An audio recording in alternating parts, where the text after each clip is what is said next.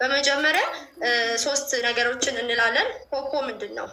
እንግዲህ እንደምታዩት አፕሊኬሽን ነው። ማይክ ላይ መግባት አይጠበቅባችሁም። እሺ አሁን ገለጻ ስለሆነ ስትሄድ ገለጻውን ጨርሰን ከዛ ለጥያቄ ትገባላችሁ። 20 ደቂቃ።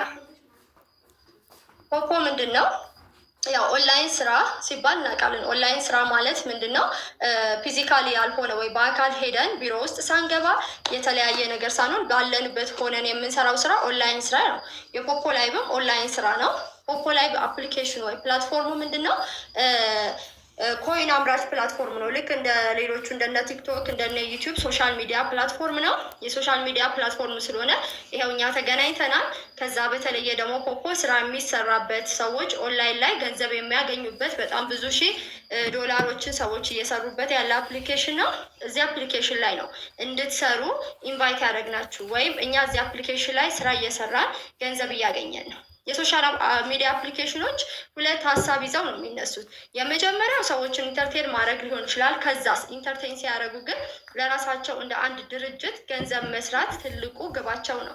ስለዚህ ፖፖ ለራሱ ገንዘብ ይሰራል፣ እኛን ገንዘብ ያሰራል፣ ሰዎችን ኢንተርቴን ያደርጋል። እነዚህ ሶስት ነገሮች ይዛል። ለራሱ እንደ ካምፓኒ ገንዘብ ይሰራል፣ ሰራተኞቹን ወይ እዚህ ፖፖ ላይ ያሉትን ኦዲየንሶቹን ስራ ያሰራል፣ ገንዘብ ያሰራል እና ኢንተርቴን ያደርጋል። ለራሱ ገንዘብ እንዴት ነው የሚሰራው ካምፓኒው ካላችሁኝ፣ ኮይን አምራች ካምፓኒ ነው ወይም ኮይን ቢዝነስ ላይ ነው፣ ኮይን ትሬዲንግ ላይ ነው እየሰራ ያለው ፖፖ።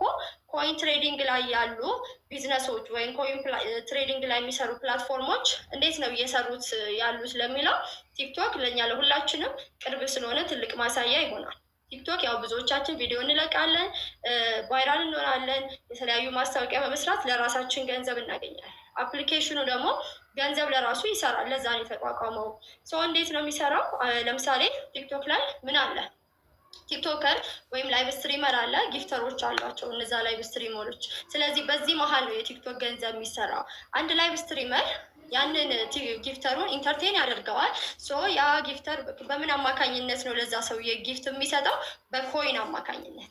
ስለዚህ ይሄንን ኮይን ከጎግል ነው በመጀመሪያ በዶላር የሚገዛው። በዶላር ኮይን ይገዛል። ያን ኮይን የገዛውን ደግሞ በቲክቶክ ፕላትፎርም አማካኝነት ጊፍት ሲያደርገው ምን ይፈጠራል? 50% እና ከዛ በላይ ፕላትፎርሙ ለራሱ ኮሚሽን ይሰራል። ይሄ ኮይን ቢዝነስ ላይ የተሰማሩ ፕላትፎርሞች አካሄዳቸው ነው። ቲክቶክን እንደ ምሳሌ ነው ያነሳ ነው። አሁን ያለንበት ደግሞ ፖፖ ስለሆነ ፖፖ ላይቭ እንዴት ነው የሚሰራው? ፖፖ ላይቭ ልክ እንደዚህ ኮይን አምርቷል። እነዚህ ኮይኖችን በራሱ ፕላትፎርም በዚህ ጊፍት አማካኝነት አዘጋጅቷል። እዚህ ፕላትፎርም ላይ ኢንተርቴን የሚያደርጉ ሰዎች አሉ። እንደዚህ ደግሞ ለስራና ለውይይትም የተገናኘን ሰዎች አለን። ኢንተርቴን የሚያደርጉ ሰዎች ጊፍተር ይኖራቸዋል፣ ጊፍት ይሰጣቸዋል። እንደዚህ ደግሞ ኤጀንት ሆነን የምንሰራ ሰዎች ደግሞ ምን አለን? ጊፍት መደራረግ ግዴታችን ነው የሚሆነው። ግዴታችን ነው ወይ አንዱ ታስካችን ጊፍት መደራረግ ነው የሚሆነው። ስለዚህ እኛ እርስ በእርስ ጊፍት በምንደራረግበት ሰዓት፣ አንድ ሰው ለሌላ ሰው ኮይን በሚሰጥበት ሰዓት፣ ሌላኛው ከዛኛው ኮይን በሚቀበልበት ሰዓት በእያንዳንዱ ጊፍት ውስጥ ምን ያገኛል ፕላትፎርሙ? 30% ኮሚሽን። ይሄንን ለመስራት ነው እኛ ጊፍት ስንደራረግ 30% ኮሚሽን ለመስራት ነው ፖፖ ምን የሆነው ክሬት ሆኖ እኛን እዚህ ጋር ለስራ ያሰባሰበን።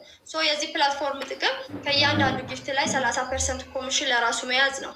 እኛ ታዲያ ምንድን ነው የምንጠቀመው ካላ